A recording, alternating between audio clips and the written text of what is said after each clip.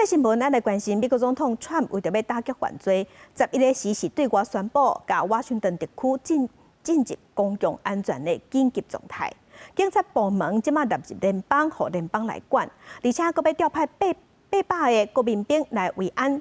华盛顿特区的市长表示讲会依法配合，也毋过嘛批评讲川普这项宣布使人不安。This is Liberation Day in D.C. and we're going to take our capital back. 美国总统川普11宣布华盛顿特区进入公共安全紧急状态，伊对地区的暴力犯罪问题正不满。I'm officially invoking Section 740 of the District of Columbia Home Rule Act. You know what that is? And placing the D.C. Metropolitan Police Department under direct federal control. In addition, I'm deploying the National Guard to help reestablish law, order, and public safety in Washington, D.C., and they're going to be allowed to do their job properly. They're standing there and people are spitting in their face and they're not allowed to do anything.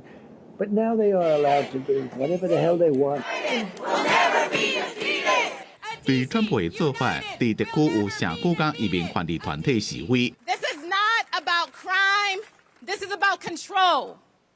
This is not about public safety. This is about power. 川普的记者会开煞了，华盛顿特区的市长鲍赛也开记者会，真正伊有提资料出来讲，暴力事件已经降到30年来上低。Action today is unsettling and unprecedented. All law enforcement be identifiable by a uniform, a badge, a jacket, so that people know that they are law enforcement.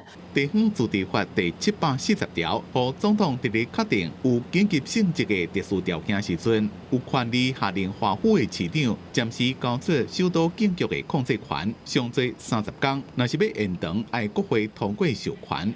公司新闻黄文玲编辑。